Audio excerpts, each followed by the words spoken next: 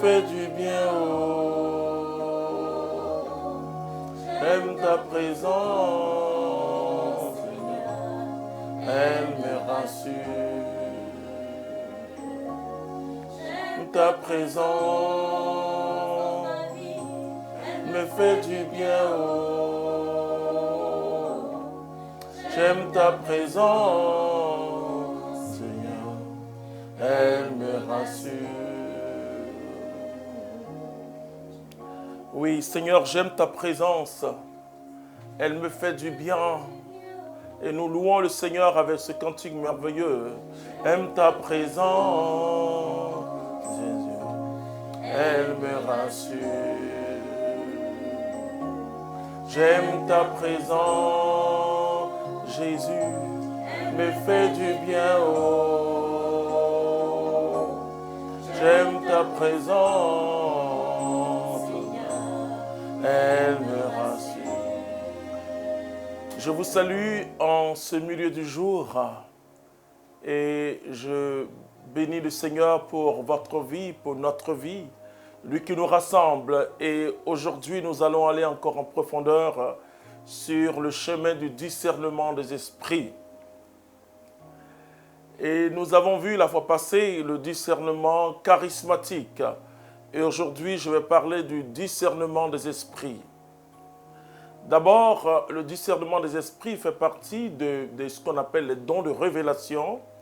Dans les dons de révélation, nous avons ce que nous connaissons habituellement, la parole de connaissance, la prophétie, l'interprétation des langues, c'est très important, l'interprétation des langues, et le charisme de discernement des esprits.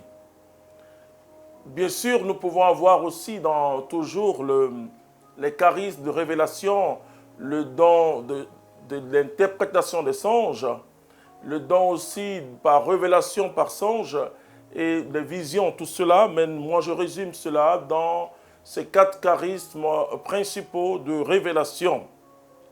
Alors je vais parler de l'Esprit Saint, l'Esprit de Dieu, de l'Esprit de l'homme et de l'Esprit du démon. Quand nous prenons 1 Jean chapitre 4, verset 1, « Bien-aimés, ne vous fiez pas à tout esprit, mais éprouvez les esprits pour voir s'ils viennent de Dieu. Car beaucoup de faux prophètes sont venus dans le monde. À ceci, reconnaissez l'Esprit de Dieu. Tout esprit qui confesse Jésus-Christ venu dans la chair est de Dieu, et tout esprit qui ne confesse pas Jésus n'est pas de Dieu. C'est là l'esprit de l'Antéchrist. Vous avez entendu dire qu'il allait venir, eh bien, maintenant, il est déjà dans le monde. Vous, petits enfants, vous êtes de Dieu et vous les avez vaincus. Car celui qui est en vous est plus grand que celui qui est dans le monde. Parole du Seigneur notre Dieu. Alléluia. Donc, c'est le discernement des esprits, pour moi, un don important, un don de révélation. Mais je le dis que ce don de révélation s'exerce à partir des critères que je l'ai dit tout à l'heure, et surtout, il y a 3 semaines, j'ai parlé d'abord du bon sens, j'ai parlé de la parole de Dieu comme critère, et surtout du magistère. C'est très, très important, frères et sœurs, parce que on peut être inspiré, mais on n'a pas soi-même son propre discernement. C'est très important, c'est quelqu'un d'autre qui discerne. Le piège, c'est de croire que Dieu te parle qu'à toi seul et quand Dieu te dit quelque chose, tu dois le faire. Ce n'est pas comme ça se passe. Et là, je vais parler de l'Esprit de Dieu.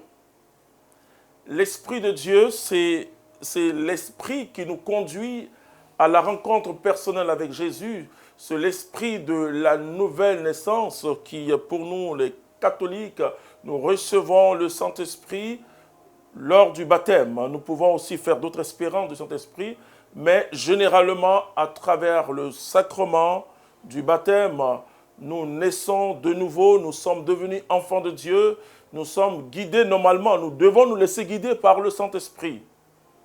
Et quand nous évangélisons, frères et sœurs, vous pouvez être théologien, vous pouvez être grand savant, mais sans une expérience forte du Saint-Esprit, vous allez évangéliser et les gens vont vous apprécier parce que vous êtes éloquent, mais il n'y a pas de conversion. Donc c'est le Saint-Esprit qui est l'agent de conversion.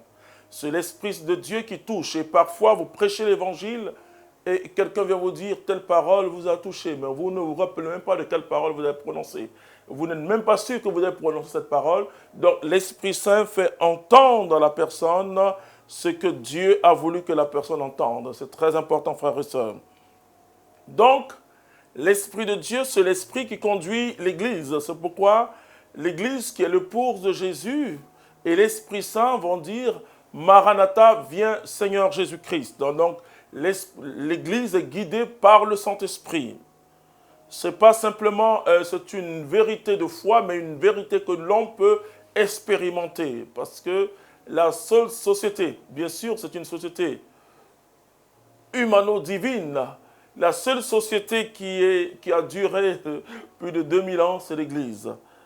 Alors, je dis toujours que l'Église est notre chance, l'Église est notre grâce. Voilà. Et quand le pape dit le renouveau est une chance de l'Église, une chance. Mais l'Église a la chance du renouveau. Et c'est parce que nous baignons dans cette Église que nous sommes forts. Et je vous ai dit que le discernement est contextuel. Je vais un peu vous parler de l'esprit humain, parce que souvent, les chrétiens disent, ok, c'est Dieu, c'est le diable. Ce n'est pas toujours vrai. Et là, cette façon de voir les choses en fait du mal à la culture africaine. Voilà. Parce que la culture africaine, dans son ensemble, est considérée comme parfois diabolique. Et quelqu'un me disait qu'il ne va pas au village parce que tout ce qu'on fait est diabolique. J'ai dit, ok, c'est bien. Mais moi, je vais au village quand j'ai le temps. Voilà. Donc, Dieu a donné un esprit à l'homme. L'esprit, quand vous lisez le livre de Genèse au chapitre 2, et ce qu'on appelle le second récit de la création, on voit que Dieu a fait l'homme à partir de la boue et Dieu a soufflé en l'homme dans ses narines un souffle de vie, la vie Zoé. La vie de Dieu est entrée en l'homme. Donc l'homme est l'image et la ressemblance de Dieu. C'est-à-dire l'homme en lui, l'esprit. Attention, l'esprit que l'homme avait dès le départ n'était pas souillé. Mais l'homme, malheureusement, il a laissé le démon souiller l'intérieur de son être. Et désormais, notre raisonnement est biaisé. Notre raisonnement est très biaisé, mais nous avons encore la capacité, ça c'est une prouesse de la théologie catholique, nous avons encore la capacité de reconnaître les bienfaits de Dieu. Alléluia. Malgré que notre âme, notre être intérieur a été souillé par le péché. Alors, l'esprit de l'homme, contrairement à beaucoup de gens, n'est pas aussi neutre qu'on le pense. N'est pas aussi neutre qu'on le pense. Et toutes les sciences occultes, comment les sciences occultes travaillent? Et ça, c'est très important, parce que je vois des chrétiens qui ont peur des francs-maçons, qui ont peur des rosicruciens, qui ont peur des sorciers, qui ont peur des féticheurs, etc. Mais finalement, ces êtres-là vont utiliser ce que certains appellent la force de l'esprit. Quand l'homme a chuté, Genèse chapitre 3, l'homme doit se laisser maintenant pour vivre la vie de Dieu, et c'est vraiment quelque chose d'extraordinaire. Dieu, c'est vrai, il y a eu la loi, mais la loi ne permettait pas l'épanouissement de l'homme, parce que ce sentiment de péché était toujours en l'homme, et la loi était là pour dire à l'homme que finalement, tu ne peux rien faire par toi-même. Voilà.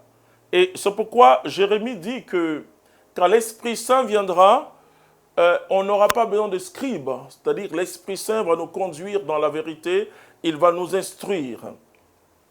La loi, tous ces sacrifices de la loi, ça couvrait le péché, mais ça n'effaçait pas le péché. Il n'y a que l'agneau de Dieu, et comme l'a dit Jean-Baptiste, voici l'agneau de Dieu qui ôte le péché du monde. C'est très important. Alors, les sciences occultes, qu'est-ce que les sciences occultes font? Vous allez voir que ces sciences occultes commencent par des études. Ils vont conditionner l'esprit de l'homme. Ils vont étudier, étudier, étudier. Parce que je peux vous dire, frères et sœurs, le démon n'est pas aussi fort qu'on le pense. Non, il profite. S'il n'y a pas de porte, il n'entre pas. Et quand l'homme va au-delà de sa connaissance, c'est l'épisode de la tour de Babel. Et je le dis toujours, et là je le dis, la franc-maçonnerie et beaucoup de sciences occultes sont le péché de la tour de Babel. C'est-à-dire que l'homme lui-même essaie de construire son avenir. L'homme doit construire son avenir, mais avec l'aide de Dieu. Quand l'homme veut avoir une connaissance, et vous allez voir qu'il part toujours de mystère, du mystère, on vous cache des choses dans l'église, on vous cache ceci, on vous cache ceci. Parce qu'ils vont pousser l'esprit de l'homme à aller au-delà de la limite. Parce que quand l'homme qui était dans le jardin d'Éden, c'est un homme qui avait toutes ses facultés. Toutes ses facultés fonctionnaient conformément à la volonté de Dieu. Et cet homme-là, il a écouté. Vous savez, je dis aux chrétiens, je prêche la sainteté, pas en termes de morale, mais en termes de vie. Parce que nous devons garder notre esprit, notre âme et notre corps chaste devant Dieu. Nous devons écouter que la parole qui construit.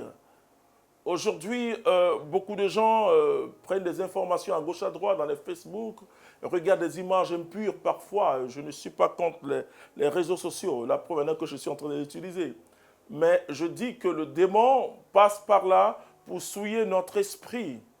Et surtout ceux qui laissent, qui donnent très tôt des portables à leurs enfants. Moi, je dis tant qu'ils n'ont pas le bac, ils n'ont pas le droit d'utiliser le portable.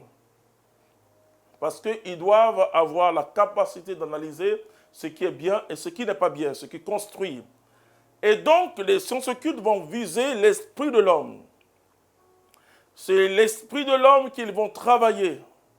Ils vont pousser l'esprit de l'homme à aller au-delà de ses compétences naturelles. Et bien sûr, aidé là par l'esprit du mensonge qui est le diable, qui est le démon. J'aurai le temps de détailler ça quand je vais parler du monde spirituel.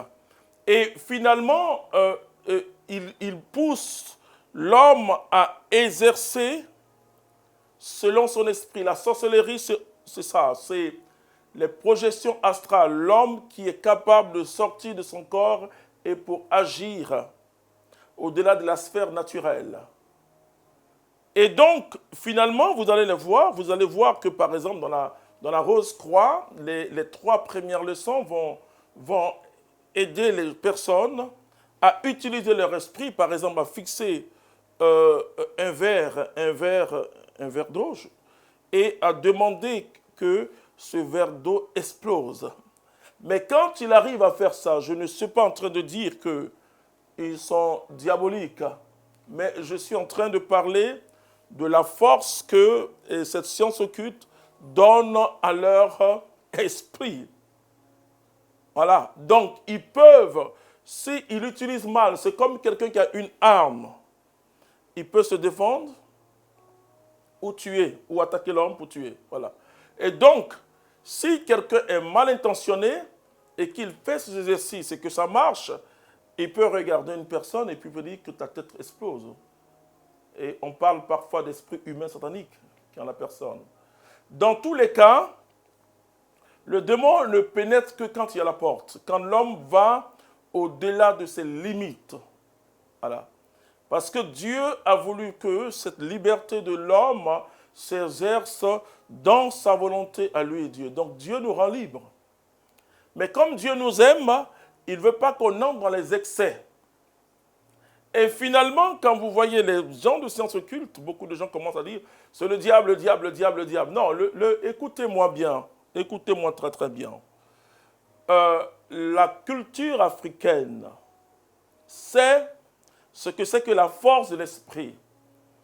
Tous les rituels initiatiques ont pour rôle de permettre à l'homme d'être esprit.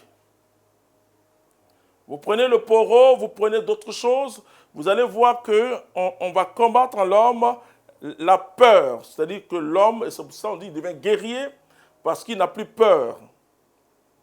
C'est ce que j'appelle aussi l'éducation spirituelle. Mais dans le sens traditionnel, on apprend les hommes à ne plus avoir peur et être tellement courageux. Bien sûr, et parfois, il y a des potions magiques qu'ils doivent boire, pour, etc. Mais je parle d'abord, j'écarte d'abord le démon pour vous montrer que l'homme a un esprit.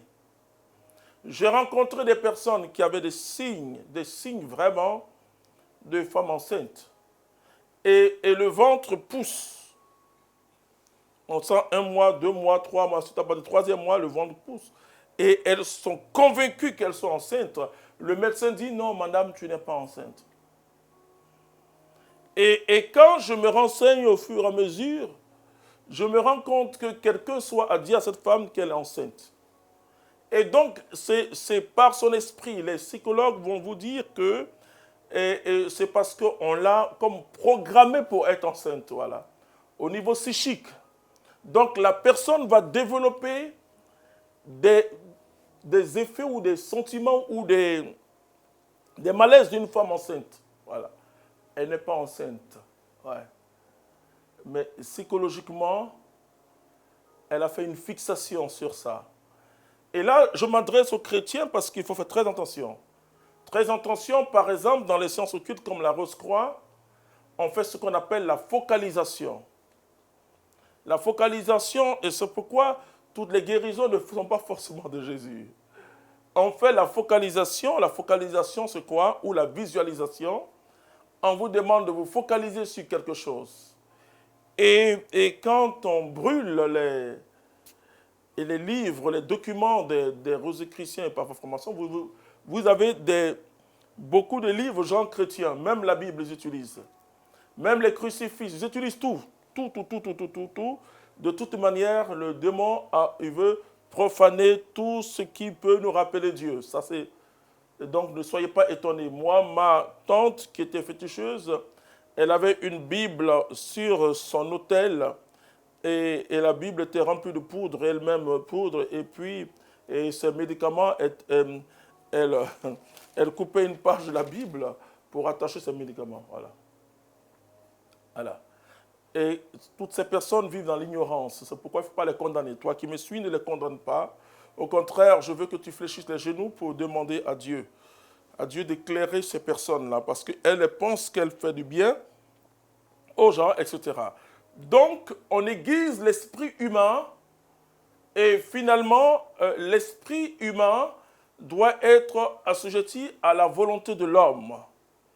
À la volonté de l'homme. C'est pourquoi, dans Galates au chapitre 5, à partir du verset 16, Paul dit, laissez-vous conduire par le Saint-Esprit.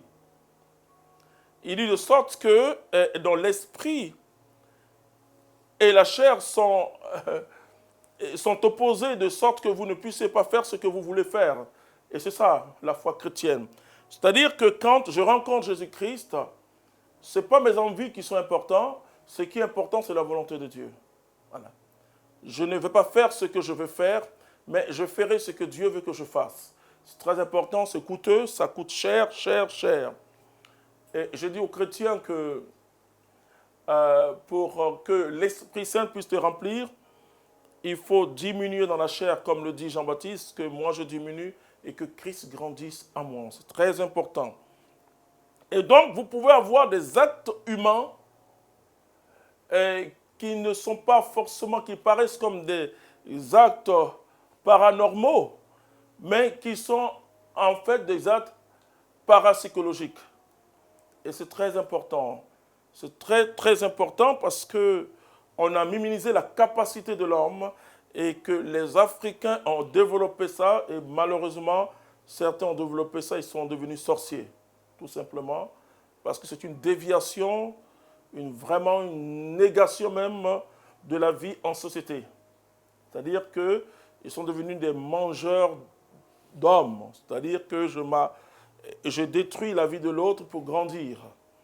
Et je dis, les sorciers ne sont pas qu'au village, on les trouve en ville. Ce qui empêche d'autres d'évoluer.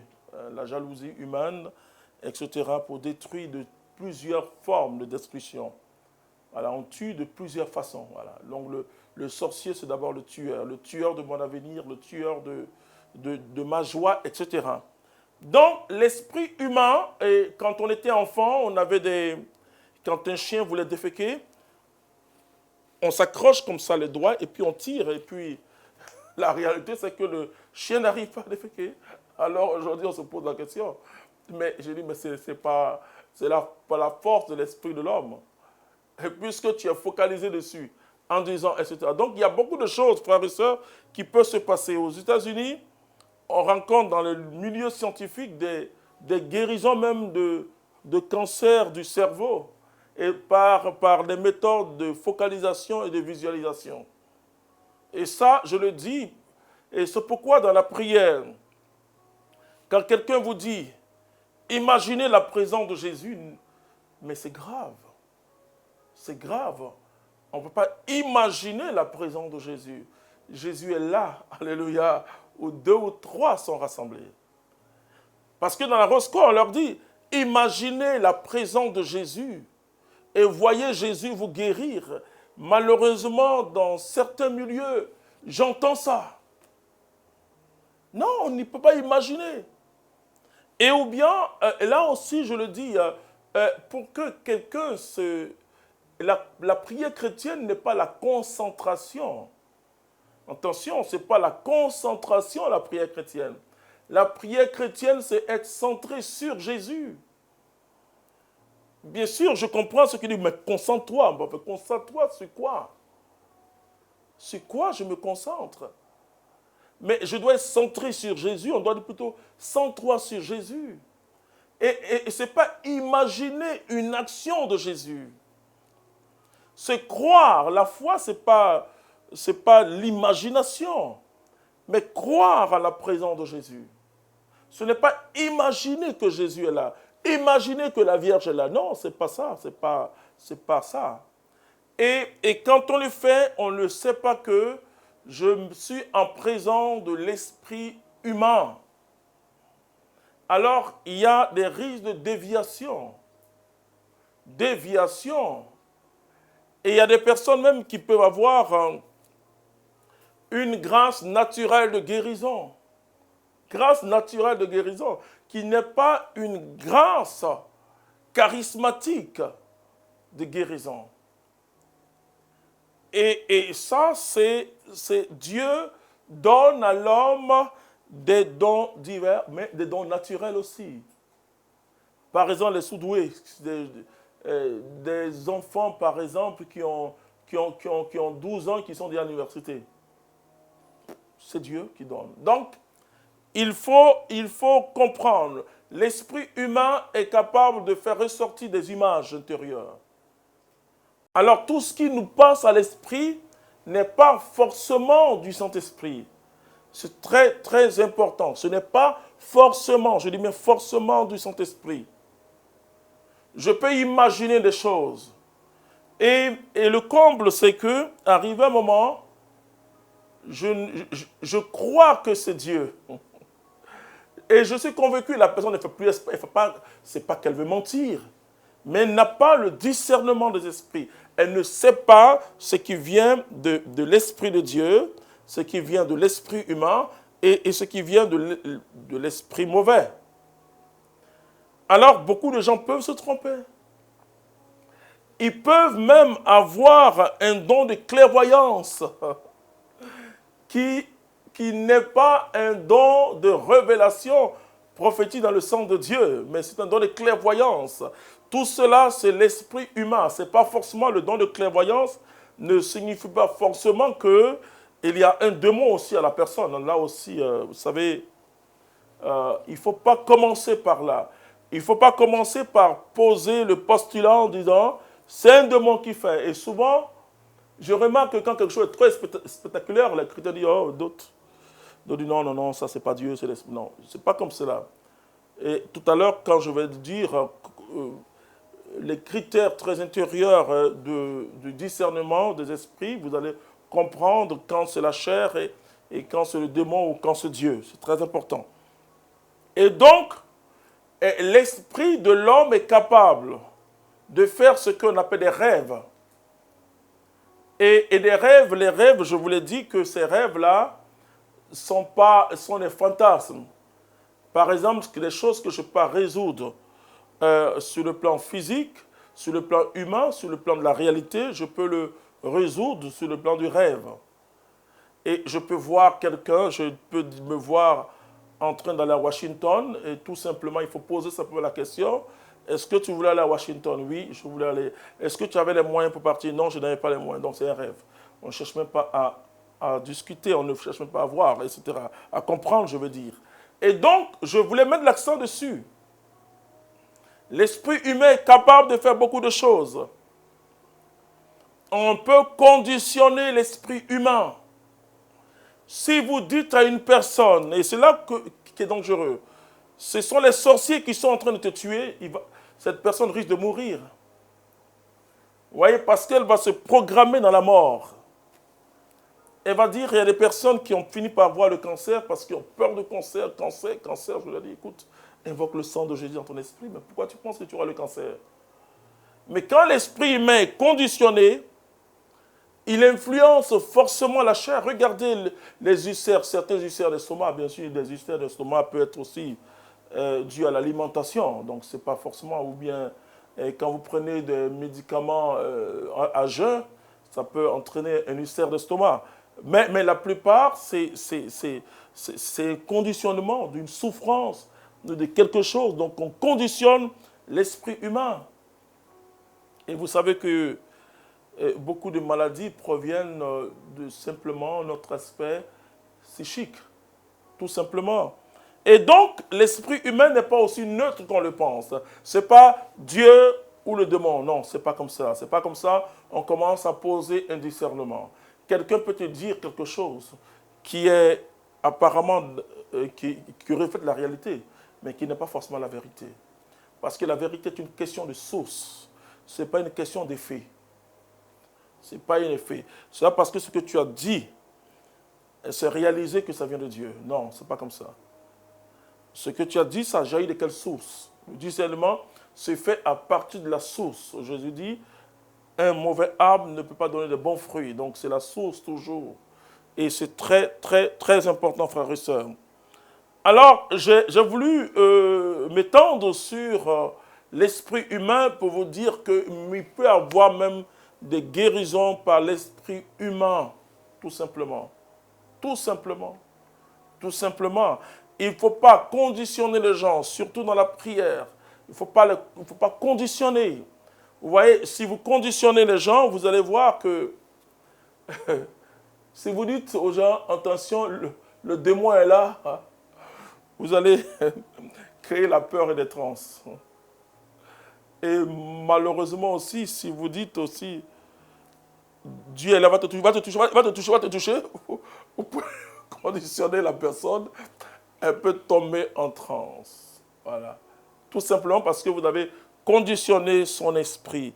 C'est très, très important, frères et sœurs. Alors, comment savoir que c'est l'esprit du démon? D'abord, il ne faut pas lui donner trop de pouvoir. Il n'est pas omnipotent. Il n'est pas omniprésent. Il n'est pas omniscient. Ça, ce sont les attributs de Dieu. C'est très important parce que vous risquez d'entrer dans ce qu'on appelle le dualisme. Il y a un seul être incréé, c'est Dieu. Dieu est au-dessus de tout ce que nous pouvons imaginer. Il est créateur du monde visible et du monde invisible. Quand on parle du monde invisible, c'est le monde des esprits. Dieu a d'abord créé des êtres angéliques, des esprits, et parmi eux, nous dit la tradition de l'Église, et la Bible aussi, la tradition biblique, qu'il y a eu une sorte de rébellion dans le ciel, et le chef des anges, qui s'appelait Lucifer. Vous savez, Dieu, il n'y a pas un être qui est plus humble que Dieu. Dieu nous fait partager sa vie, c'est extraordinaire. Hein. Et par Jésus-Christ, nous sommes héritiers de Dieu, c'est pas rien, frères et sœurs. Alors, cet être s'est rebellé, pardon, et la Bible, d'une manière très symbolique dans le livre d'Apocalypse, nous dit que le tiers des anges l'ont suivi. C'est vraiment un chiffre symbolique pour dire le nombre d'anges qui l'ont suivi dans sa rébellion. Dans sa rébellion. Alors, ces êtres-là ont été chassés du ciel, c'est-à-dire chassés de la présence de Dieu. Et donc, ces êtres-là errent sur la terre.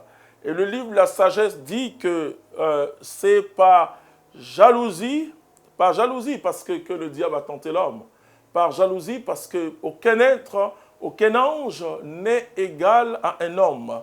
Et que l'homme soit en prison. C'est pourquoi Jésus dit, j'étais en prison, tu ne m'as pas rendu visite.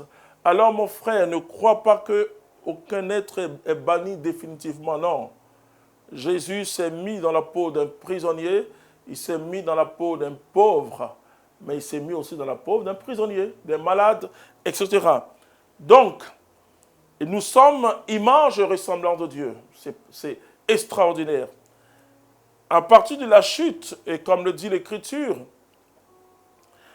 et le diable est devenu comme, je le dirais, il a pris la partie où il manipule les hommes. C'est pourquoi Jean dit que le monde entier est sous le pouvoir du mauvais.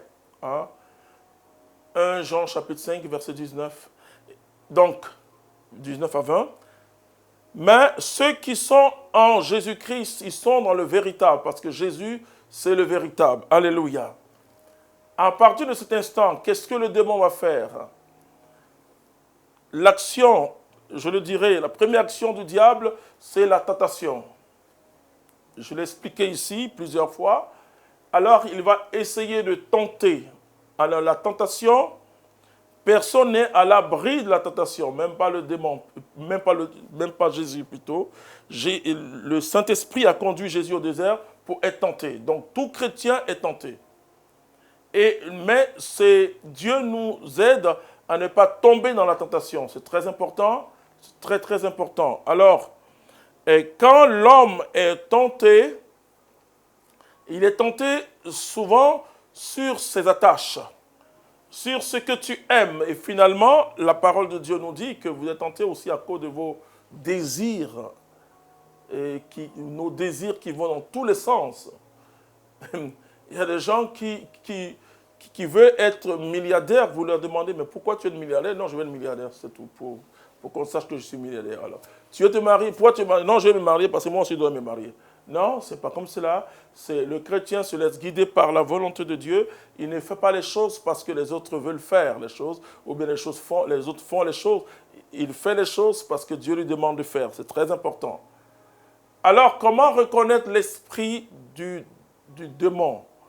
Beaucoup de chrétiens enseignent en disant, quand c'est l'esprit du démon, hein, et ça t'agresse, non, ça c'est très émotionnel. Non, c'est pas comme ça. C'est pas comme ça. Vous savez que quand Pierre disait à Jésus, tu ne vas pas mourir, écoute, on est avec toi, tu ne vas pas mourir, depuis tu parles d'abord, et que Jésus se tourne vers Pierre et puis dit, arrière Satan. Je crois que Pierre avait une grande paix quand il parlait à Jésus. Donc ce n'est pas d'abord ça. Ce n'est pas d'abord ça. Et c'est pourquoi je parlais des 3 premiers critères qui me paraissent des critères fondamentaux pour le discernement. C'est-à-dire que le bon sens, toujours, la parole de Dieu et le magistère de l'Église. C'est très important. Si on ne s'appuie pas sur ces 3 critères, le démon va nous avoir automatiquement. Par exemple, ton frère t'a offensé. Il t'a offensé, tu vas entendre une voix qui s'associe qui vient comme à ton aide, qui dit, mais ce n'est pas possible. Réponds. Et quand tu réponds, tu as la joie. Ça ne vient pas de Dieu. Tu comprends? Voilà le problème. Et donc, ce n'est pas une voix qui agresse. Au contraire, l'homme déchu a pour ami naturel, La voix du démon. L'homme déchu, ça je peux vous le dire. L'homme déchu. C'est pourquoi Jésus va dire, tes pensées ne sont pas celles de Dieu, mais celles des hommes. Nous avons l'homme déchu, l'homme blessé, a le même raisonnement que le démon. Le même raisonnement, frères et sœurs. Sinon, il n'y aurait pas de guerre, il n'y aurait pas eu la Shoah. Et parce que l'homme, et parfois même tu te dis, mais l'homme peut être tellement méchant que il peut se confondre au démon. Oh ouais. Quand on voit aujourd'hui la violence, et parfois la violence au nom de Dieu, au nom de Dieu. Donc les gens vont vous dire qu'ils sont inspirés par Dieu. Écoutez, frères et sœurs, c'est vrai qu'aujourd'hui, on le voit on le voit chez nos frères, mais hier aussi on l'a vu chez nous, hein, ils ont tué Jeanne d'Arc, hein, on l'a tué aussi au nom de Dieu, ils l'ont brûlé. Donc, l'homme peut aller dans les extrêmes parce que, inspiré par le démon, ils ont tué Jésus en rendant service selon eux à Dieu. Voilà, les Juifs disaient qu'il faut qu'un meure et que tous vivent. Bon, Dieu a renversé cette parole, Jésus est mort pour que nous tous on puisse vivre. Mais pour eux, c'était par rapport à leur religion. Donc, au nom de la religion, on peut tuer en pensant faire des bonnes choses. En pensant faire des bonnes choses. Ils ont voulu lapider cette femme qui était prise en flagrant d'adultère. Jésus dit, si parmi vous, personne n'est sans péché, qu'il lapide. Vous savez, la vie chrétienne, c'est une vie surnaturelle qui se vit dans des conditions naturelles. C'est ça le problème. C'est-à-dire que nous sommes sur la terre et Dieu nous demande de vivre sa vie déjà. Parce que le royaume a commencé déjà. Et nous sommes dans le royaume. Si nous sommes dans le royaume, nous devons vivre la vie de Dieu. Donc, c'est pour discerner les injonctions du démon, ses suggestions, sa voix, il faut avoir une sensibilité spirituelle. Et on a la sensibilité spirituelle que par sa vie de prière et de jeûne. Frères et sœurs, tu dois avoir une vie de prière. Si tu ne peux pas avoir 5 heures, 6 heures, 12 heures, et au moins 1 heure, et que toute ta vie soit prière, toute ta vie soit présent de Dieu. Je sais de quoi je parle. Hein. Il y a 30 ans, j'annonce Jésus-Christ. Et je sais ce que le diable est capable de faire. Le diable, c'est celui qui va te dire que tu es le plus grand, tu es le plus fort. C'est celui qui va te dire que les gens sont contre toi. C'est celui qui va te dire, on a besoin de toi. Si toi, tu n'es pas là, il n'y a rien. Voilà. En fin de compte, c'est le mauvais ami. Parce que si tu peux accepter ces suggestions pour dire, oui, vraiment, mes frères ne m'aiment pas, surtout dans les groupes de prière ou dans les communautés. Oui, mes frères ne m'aiment pas. Donc, c'est celui qui t'isole, il dit, oui, ne t'approche plus d'eux. Mais si tu ne connais pas la parole de Dieu, parce que la parole de Dieu te dit, approche-toi de celui qui ne s'entend pas avec toi. La parole de Dieu dit, laisse là ton offrande et va te réconcilier si ton frère a quelque chose contre toi. Mais si tu ne t'abreuves pas dans cette source de la parole de Dieu, comment tu peux comprendre que ce n'est pas Dieu qui te parle? Une voix peut te dire, tu es assez mystique. Écoute, il faut connaître la parole de Dieu pour dire que le Saint-Esprit, il glorifie une seule personne. Frères et sœurs, il glorifie que Jésus-Christ. Tu peux avoir tous les charismes. Dieu ne va pas dire, oh, tu es un homme excellent. Le Saint-Esprit ne fait que glorifier. Il ne parle même pas de lui, comme le dit Jésus. Il parlera que de Jésus. Il glorifiera le nom de Jésus. Alors, les hommes vont vouloir que tu entres dans la gloire humaine.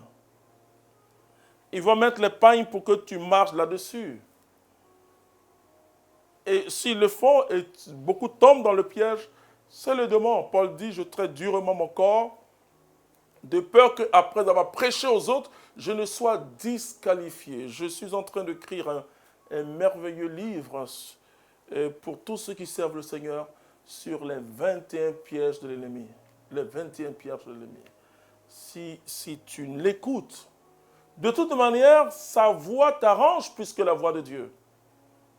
La voix de Dieu ne nous arrange pas. Je ne sais pas si quelqu'un, la voix de Dieu l'arrange. Parce que la voix de Dieu défie ma chair, ma nature humaine.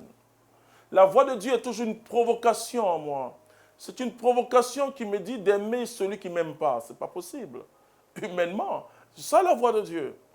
La voix du démon nous arrange, frères et sœurs. Il nous suggère des choses. Il va dans une logique humaine. Il dit, tu vois, ton frère ne t'aime pas. Pourquoi tu dois l'aimer? Pourquoi tu dois l'aimer? Les chrétiens le cherchent. Ils cherchent le diable dans la brousse. Il n'est pas dans la brousse, frères et sœurs. Il n'est pas dans la brousse. Il est là où on prie. Il est là où on célèbre Dieu. Et il faut lire 2 Thessaloniciens chapitre 2, du verset 1 au verset 11. Vous allez comprendre qu'il n'est pas dans la brousse. Il n'est pas dans la brousse. Et il est là. Et ce qui fait que le corps du Christ, quand vous parlez aux chrétiens, il y en a qui vous disent, mais quand j'étais pas chrétien, mais j'étais un peu généreux, maintenant je suis devenu dur. Oui, parce qu'il ne veut pas. Il te suggère des choses, les gens vont toujours te décevoir. Et quand quelqu'un va te décevoir, il va te dire, tu vois, tu fais trop confiance aux gens. Hein? Il faut être un peu dur, quoi. C'est que la vie, là, il faut être un peu dur. Hein? C'est quand tu es dur que c'est bon. Voilà. Et puis quand tu es dur, tu dis, ah oui, je l'ai bien eu. Regardez comment on peut tuer un voleur ou un sorcier. Les gens qui prennent des sorciers, on dit, oui, tuez-le, tuez-le. Vous pensez qu'ils sont inspirés par qui? Ils sont inspirés par le diable. Il dit, non, c'est un sorcier. C'est vrai, c'est un sorcier. Mais si toi, tu le tues, si tu tues le sorcier, tu es plus qu'un sorcier. Ou bien un voleur. Mais conduis le voleur à la police. Est-ce que tu as besoin de lapider, de tuer? Non, non, lui là, il m'a fait du mal. Vous comprenez que finalement, ce qui dérange, c'est la voix de Dieu. Malheureusement, qu'est-ce qu'on enseigne aux gens? On enseigne parfois des choses terribles aux gens. Si vous entendez une voix qui vous dérange, qui vous met mal à l'aise, laisse-moi te dire en ce jour que la voix qui met mal à l'aise, c'est la voix de Dieu. Cette voix qui te pousse à aimer. Cette voix qui te pousse à aimer ton ennemi. Ta nature humaine blessée, la nature humaine, j'ai bien blessée, ne peut pas l'accepter. L'accepter. Mais une voix qui te dit souvent, écoute, ta belle-mère ne t'aime pas. Pourquoi tu vas l'aimer aussi? Ça, ce n'est pas la voix de Dieu. Ce n'est pas la voix de Dieu, ça peut être ton raisonnement humain, la voix de ta conscience, tout ce que tu veux. Mais ça ne peut pas être la voix de Dieu. La voix de Dieu, c'est cette voix qui nous surprend. Alors, je vais dire un peu la voix qui vient du démon ou bien même de notre nature humaine, et cette voix qui finalement se trouve dans notre conscient, dans la tête. Mais ce qui vient de Dieu jaillit du cœur. C'est-à-dire qui prend sa source ailleurs. Et finalement, après, ça nous libère. Mais sur place, ça ne nous libère pas. On dit, mais comment aller m'humilier comme cela? Comment aller lui dire, alors qu'il m'a blessé, écoute, toi qui es marié, et dans le mariage, ce n'est pas le lieu de l'orgueil, sinon c'est foutu. Comment aller dire à mon mari, bon, chérie, je te demande pardon, alors que je sais que celui qui a déconné. L'Écriture ne te demande pas qui a déconné. L'Écriture te dit de demander pardon simplement. Et Pierre pose la question à Jésus, combien de fois il faut demander pardon? Jésus dit 7 fois 77 fois. Ça veut dire qu'il faut toujours donner, non, combien de fois il faut donner le pardon? 7 fois 77 fois. Ça veut dire qu'il faut toujours donner le pardon. Tu comprends que après on va s'habituer à la voix, à la présence de Dieu. Je le dis toujours à ceux qui discernent. Au début, c'est difficile de discerner parce que c'est comme une source qui sort. Quand une source jaillit, il y a la boue d'abord. Mais il faut laisser, il ne faut pas se presser. Et le discernement, ce n'est pas une question que parce que quelqu'un peut ne pas avoir la sagesse, peut ne pas avoir l'éducation. Moi, je vois beaucoup de gens qui sont spirituels, mais qui manquent de catéchèse, de formation. Jésus n'a pas dit simplement de proclamer le kérigme. Il dit, apprenez-leur ce que je vous ai appris. Donc après, il faut quelqu'un qui a été touché, qui est converti, il faut l'éduquer. Il y en a qui n'ont pas eu parfois une éducation humaine. Ou bien il y en a, par exemple, qui, vous allez voir, il y a beaucoup de gens qui n'ont pas, comme on dit, gazé, c'est-à-dire qui n'ont pas connu les choses du monde, etc.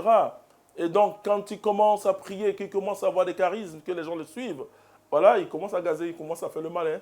Mais ça, c'est pas que ce n'est pas l'Esprit Saint, mais il n'y a pas de sagesse encore.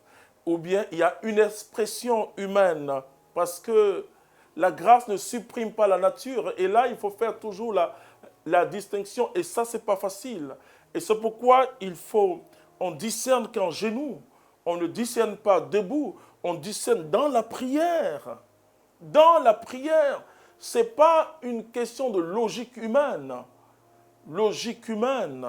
Et parfois, Dieu peut faire ou demander des choses ou bien utiliser des gens qui ne connaissent rien. Ce n'est même pas une question de... Souvent on dit non, mais la personne n'est pas bien formée. Je suis d'accord avec ça, mais je dis c'est la formation humaine.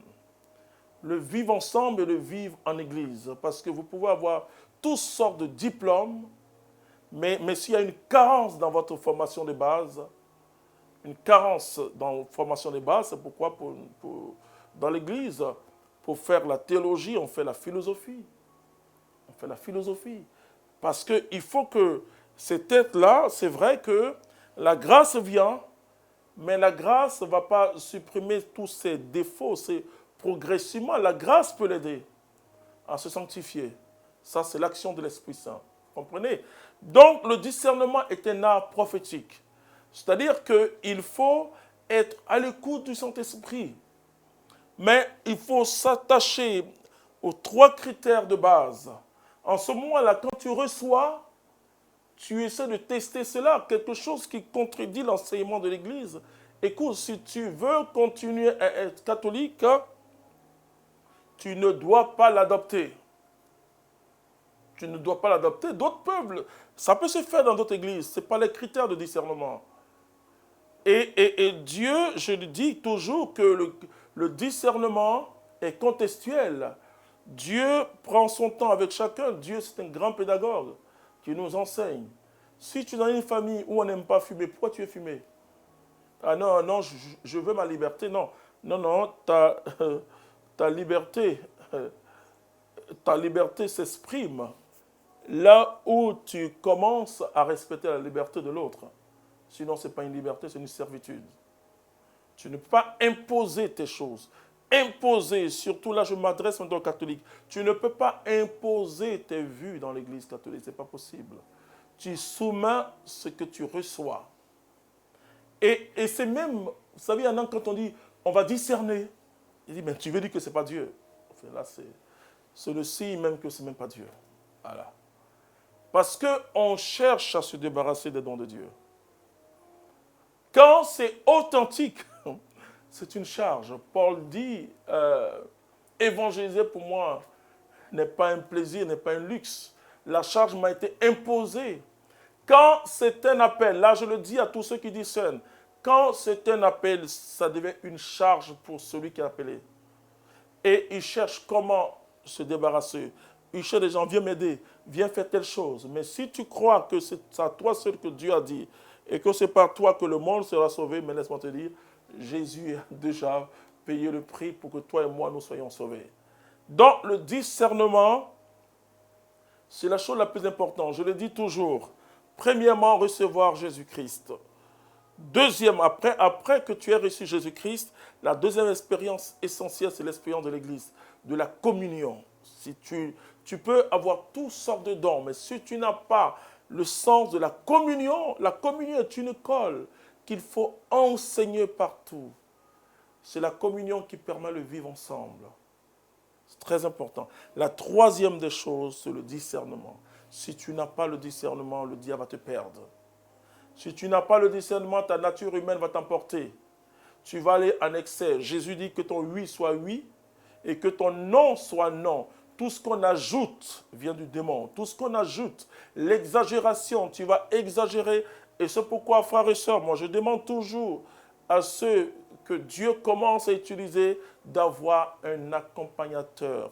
Tu dois avoir toujours une personne comme un régulateur qui va t'aider, qui peut te dire arrête, qui peut te dire avance, non, fais attention. On n'est jamais assez grand dans ce combat spirituel. On n'est jamais assez fort. On n'est jamais assez fort tout seul. On a besoin même de se soumettre à ses frères. Et ça, c'est un des traits très importants de notre expérience communautaire. À se soumettre aux frères en disant, frères, venez, on va prier ensemble pour que je puisse voir la volonté de Dieu. On n'a pas tout seul la volonté de Dieu. Ce n'est pas possible. Ce n'est même pas possible. Il faut que, et c'est pourquoi la hiérarchie dans l'Église n'est pas purement humaine, comme beaucoup de gens le croient. La hiérarchie vient de Dieu. C'est Dieu qui établit des hommes et des femmes pour nous aider. Si tu es dans un groupe de prière, partage avec le berger. Même dans une communauté, partage avec ton responsable. C'est très important. Le responsable, il a pour rôle de favoriser ton épanouissement spirituel, pas de teindre le charisme. Alors, frères et sœurs, je vais continuer cela le samedi. Que Dieu te bénisse et que tu grandisses dans le discernement. Que Dieu te bénisse. On va louer le Seigneur ensemble. Et je dis merci à Dieu pour ta vie. Je veux que tu exerces dans l'harmonie et que tu comprennes ce que Dieu fait. Mais ta présence me fait du bien. J'aime ta présence, Seigneur. J'aime ta présence. Elle me rassure. J'aime ta présence. Elle me fait du bien. J'aime ta présence. Elle me rassure. J'aime ta présence, Seigneur. Merci pour mon frère et ma sœur qui nous suit. Donne-lui l'esprit du discernement, Seigneur. Agis avec puissance et force. Je te dis merci, Seigneur, parce que ta présence me rassure. Que ta gloire se manifeste éternellement dans notre vie. Merci pour mon frère, pour ma sœur. Merci pour tous ceux qui nous suivent. Père, nous voulons grandir en toi. Et nous te disons merci, Jésus.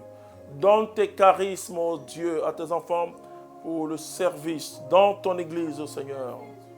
Pour un témoignage dans le monde, le témoignage de ton amour et de ta sainteté, Seigneur. Je te dis merci pour tout ce que tu fais. Me rassure. Que Dieu vous bénisse. Alléluia. Je vous aime au nom de Jésus-Christ de Nazareth. Amen.